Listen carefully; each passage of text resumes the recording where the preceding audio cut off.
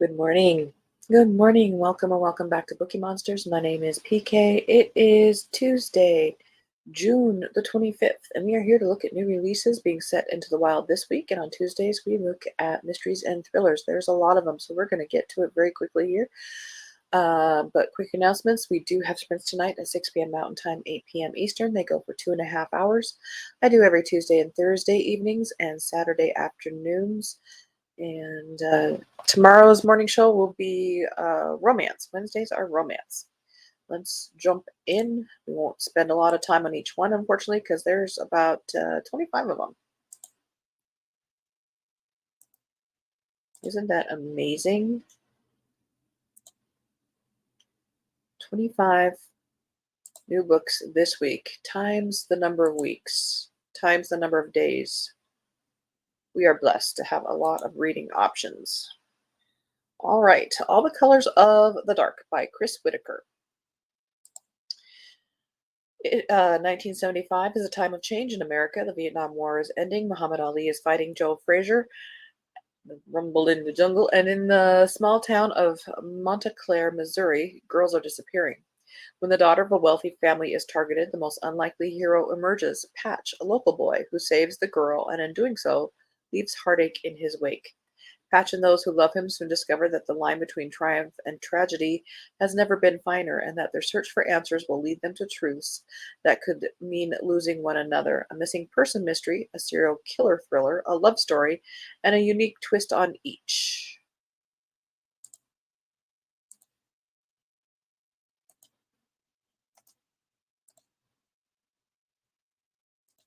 I believe I was in the third grade in 1975. Sentinel by Mark Greaney, second in the Armored series. Character is Joshua Duffy. Good morning, Cajun. I have today and tomorrow off work, so I get to join in and not just listen. Yay! Oh, that's a good feeling. 2 days in a row. Sentinel. An African coup may force Josh Duffy to choose between his mission and his family. Josh Duffy and his wife Nikki are both working for the State Department's Diplomatic Security Service, providing protection for diplomats in the field. They've been sent to Ghana with a team of U.S. Embassy personnel who are there to highlight American commitment to the construction of a new dam. Since Ghana is a stable democracy, the Duffy children have come along for a short vacation. But stability proves to be fleeting when a Chinese plan to embarrass the U.S. means the destruction of the dam. Now Josh and his protectees are on the run between a Chinese hit squad and a rebel army. That sounds cool.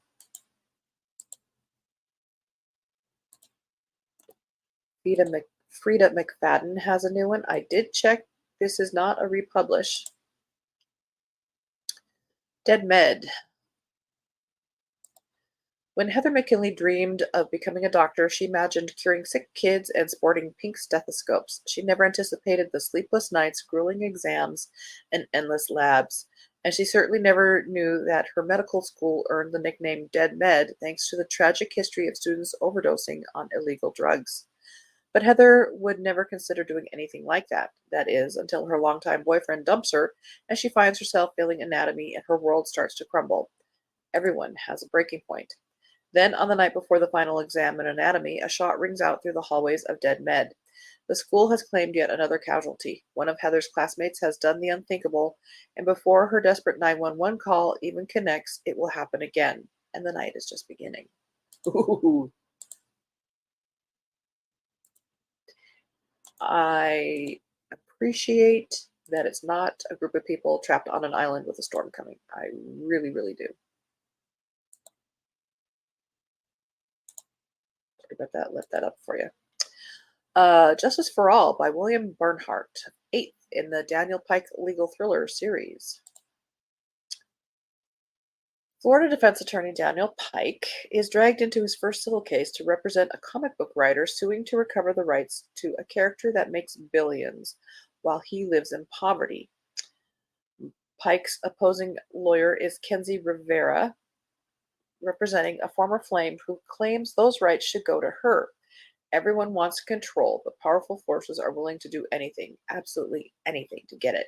The first indication, a decapitated head found at an airport baggage drop, a horrifying murder pointing directly to this case. The more Pike learns, the more he realizes that nothing is what it appears to be. He will need all his courtroom skills, every trick and tactic to prevail.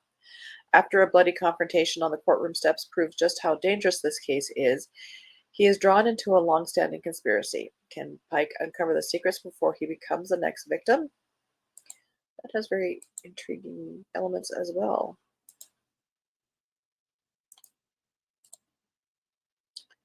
Summer in the Falls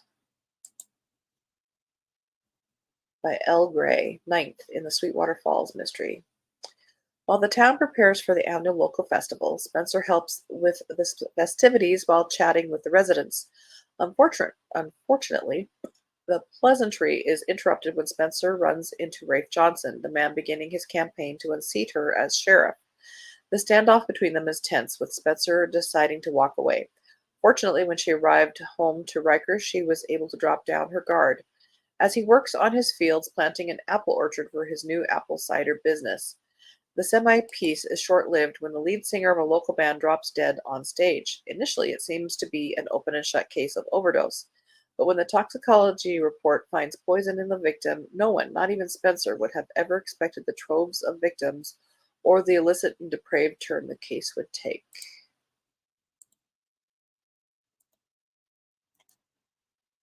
Looks like a cozy, darker things, as I believe this one is too. The big creek that runs around this area is Sweetwater Creek. No falls, though, but a state park. Oh, neat. Secrets of Rosebriar Hall by Kelsey James, 1908, Long Island. For Millie Turner, the young and beautiful wife of a powerful New York stockbroker, Rosebriar Hall, a gleaming edifice of white marble on the North Shore, is more than a home. Every lavish detail speaks of Charles Turner's status and wealth. And its stylish interior is testament to Millie's sophistication. All that's left is to prove her worthiness to be his bride. What better way than to throw a grand party for New York's social elite? After painstaking planning, the night of the event arrives and all is perfection, until Millie wakes to a cold, eerily quiet house, and a gray cloud where her memory should be. Can it be true that she has been in and out of consciousness for weeks, ever since the party took a terrifying turn? Millie recalls nothing, but her friends have shunned her, and it soon becomes clear that if she can't find out what really happened that night, much more than her reputation will be at risk. Very gothic-y. Irish Johansson has a new one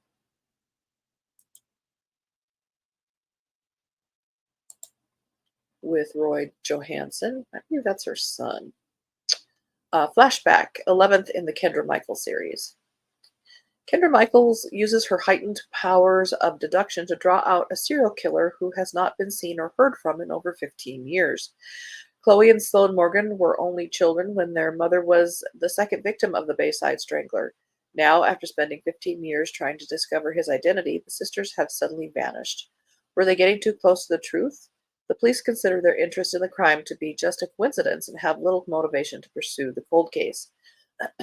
Armed with the box of photos, videos, police reports, and notes gathered by the sisters over the years, plus the extraordinary senses from being blind before recovering her sight via revolutionary surgical procedure, Kendra follows the sisters' trail of clues. Little does she realize that her search is about to unleash a long-dormant killer on San Diego.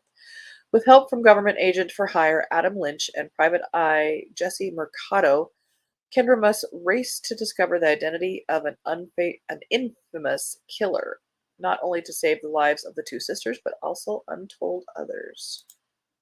Cold cases, that's my cool. That's one of my keywords.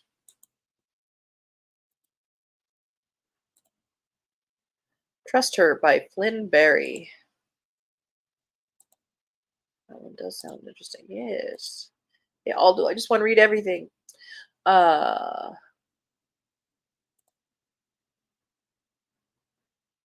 3 years after they narrowly escaped the IRA's worst punishment for informing, Northern Irish sisters Tessa and Marion Daly have built a new life in Dublin with their young children. Though Tessa is haunted by the abrupt and violent end to her old life, she does her best to immerse herself in the joys of Finn's childhood and the rhythms of her new job at the Irish Observer.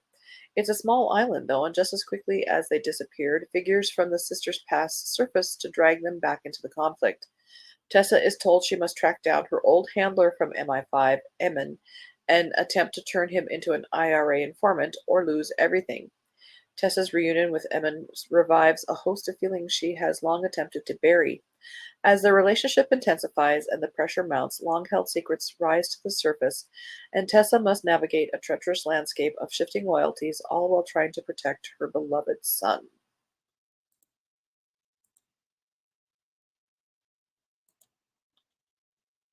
Ace Atkins has a new one.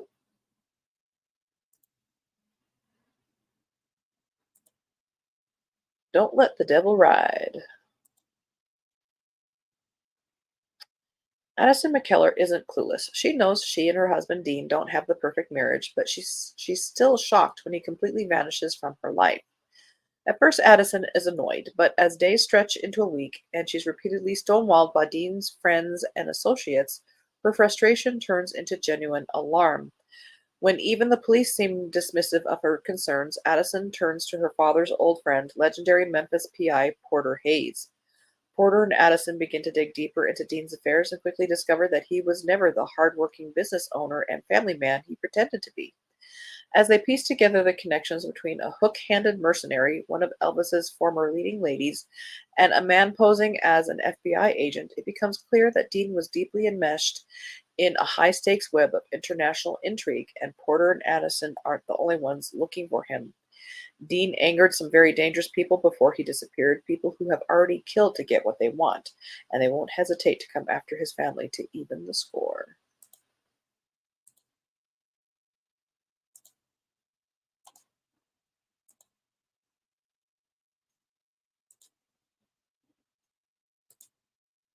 Storm Warning died by David Bell. A man living on a Florida barrier island must protect his family from both an approaching hurricane and a relentless killer. Jake Powell is racing to get off the island as a powerful hurricane approaches. When he finds his best friend Dallas, the building manager, dead from a blow to the skull, Jake realizes there's more than the storm to fear. There's a murderer on the island, maybe even still inside the nearly abandoned building. If there's a deadly hurricane coming, I'll leave him there. Dallas had repeatedly run afoul of the wealthy owners of the building by complaining about code violations and the precarious state of the condos. But he'd also once told Jake that every resident had a secret they'd come to Florida to escape. Had one of them killed to conceal their sins? As a dozen people shelter together in hopes of surviving the deadly hurricane, a second murder makes it all too clear. One of them is a dangerous killer.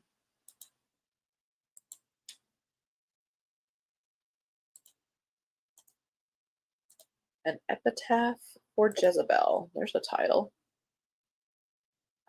Kiki McCoy mystery series. This is compared to Nancy Drew meets P Valley as an Atlanta reporter investigates the gruesome ritualistic murder of a dancer. When Kiki starts looking into secretive stripper Monica's grisly death, she's instantly caught between her past and her present. Through the Honey Pot Club owner Honey Mama Thibodeau, Kiki found refuge from the streets, earned much money from her stage persona Brandy, and got a chance at a new life all her own. Her bombshell expose about the club launched her reporting career, but it caused a bitter, seemingly irrevocable split between her, the only family she's ever known, and Drew, the one man Kiki won't admit she's never gotten over. As at Honey Mama's request, Kiki goes undercover as Brandy to find the truth before political pressures shut the progressive club down for good. But Kiki has to watch more than her back when she finds Monica had an unshakable, dangerously elusive stalker, an illicit club sideline, and vicious conflicts with rival dancers. Even more explosive, Kiki's persistence is putting her at odds with Drew, now a police detective working this case, and the secrets she herself can no longer hide. Dang it, I apologize, I forgot to click on it.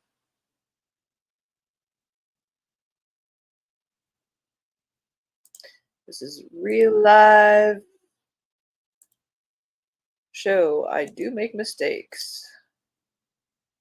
It is early. I Had some coffee, but not enough. Heather Graham has a new one. I did check. This is not a re-release.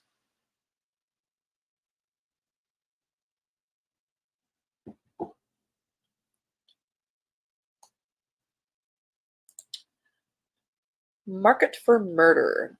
Second in the Blackbird Files. In the alleys of Edinburgh, someone is killing for profit. Scotland has a dead body problem. Another one. And in the wake of a similar spate of tribute killings, special agents Luke Kendrick and Carly MacDonald know they have their work cut out for them. Working alongside a new team of agents, the partners have more questions than answers when the crime scenes yield little evidence. In the style of infamous killers Burke and Hare, it appears victims are being moved to a secondary location where they're dissected and sold for spare parts. With the clock ticking on every organ being harvested, the members of Blackbird know the killers must be near at hand and soon discover that they're also being closed in on. As questions begin to arise about the newest additions to their team, Luke and Carly are running out of time and people they can trust to catch the killers before the agents themselves are next to be put on ice.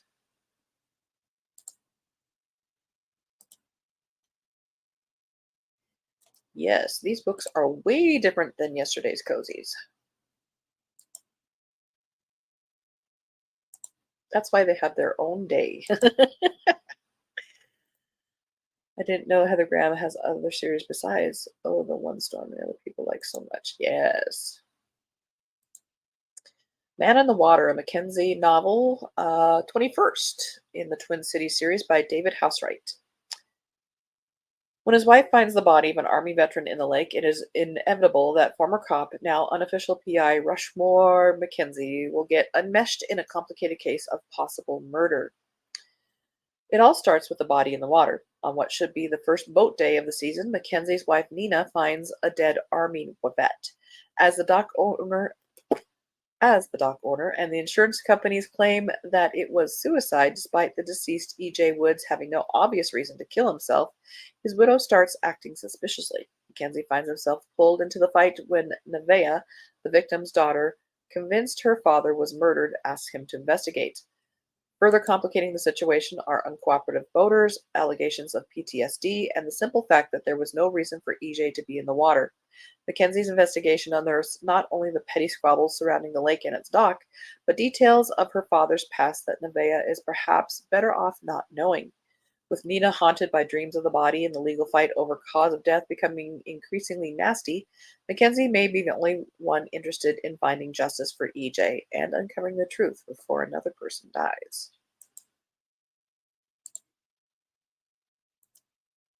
We're going fast because I'm trying to get to everything because there's a lot of them here and they all sound pretty darn good. Love Letters to a Serial Killer by Tasha Coriel. An aimless young woman starts writing to an accused serial killer while he awaits trial, and then once he's acquitted, decides to move in with him and take the investigation into her own hands in this dark and irresistibly compelling debut thriller. It's a debut. Recently ghosted and sick of watching her friends fade into the suburbs, 30-something Hannah finds community in a true crime forum that's on a mission to solve the murders of 4 women in Atlanta. After William, a handsome lawyer, is arrested for the killings, Hannah begins writing him letters. It's the perfect outlet for her pent-up frustration and rage. The exercise empowers her and even feels healthy at first, until William writes back. Hannah's interest in the case goes from curiosity to obsession, leaving space for nothing else as her life implodes around her. After she loses her job, she heads to Georgia to attend the trial and befriends other true crime junkies like herself. When a 5th woman is discovered murdered, the jury has no choice but to find William not guilty, and Hannah is the first person he calls upon his release. The two of them quickly fall into a routine of domestic bliss. Well, as blissful as one can feel while secretly investigating their partner for serial murder.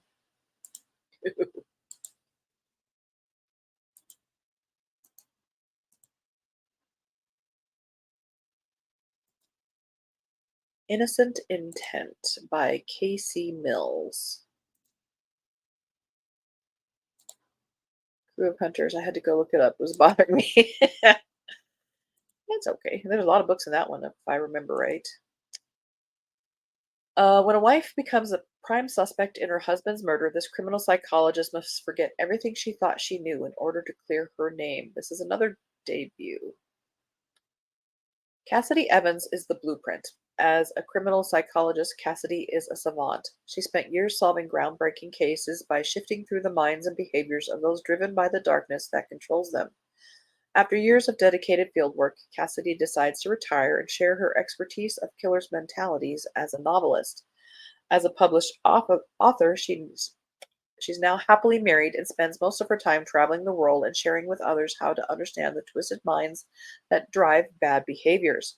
Unfortunately, with all of the knowledge that Cassidy is armed with, she somehow overlooks the lies of the person closest to her. When she tags along to a crime scene with an old colleague, Cassidy is shocked to discover that the victim is her husband. If that's not enough to send her world spiraling, she also finds out that the identity of the murdered victim doesn't match the name on their marriage license. Things quickly escalate when Cassidy becomes the main suspect. Not knowing the man she is married to is the least of Cassidy's problems. Everyone believes she is a murderer, and none more than the lead detective on the case, Nathaniel Davis. She is determined to find the truth while proving to the world that Cassidy isn't who she claims to be. In doing so, he decides to keep Cassidy close while digging through her past to uncover all her untold truths.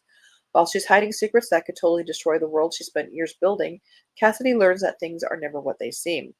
With such an intricate familiarity of seeing through lies, how is it that Cassidy is happily married to a man she loves and adores but doesn't truly know? Suddenly, losing her career is far less important than maintaining her freedom. In the end, she may lose both.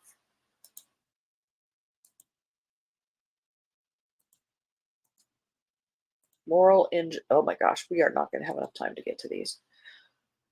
Moral Injuries by Christy Watson. When you're trained to protect the lives of others, how far will you go to protect your own? We're just going to have to look at covers at this point. I apologize. I tried. I really tried. Nothing But the Truth by Robin Jiggle. I have no idea. Lisa Jackson has a new one, Our Little Secrets. Paul Doran has a new one, Pitch Dark. Joseph Cannon has a new one called Shanghai. And Karen Robarts has a new one, Some Murders in Berlin. I apologize, guys. I can't look at them today because I gotta get to work. So, hopefully, if you are familiar with those authors, you will check those out as new releases this week.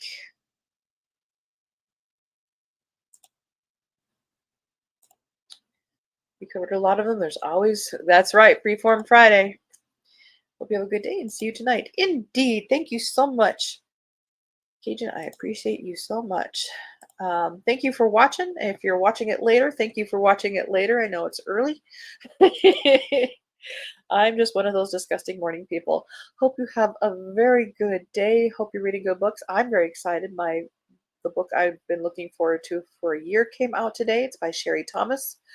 A Ruse in Shadows, the newest in her Lady Sherlock series. I am so happy. I wish I could take the day off. I would just read all day. But I will be reading that tonight. We do have sprints tonight at 6 p.m. Mountain Time, 8 p.m. Eastern. They go for 2.5 hours. Bring a friend. We'd love to grow.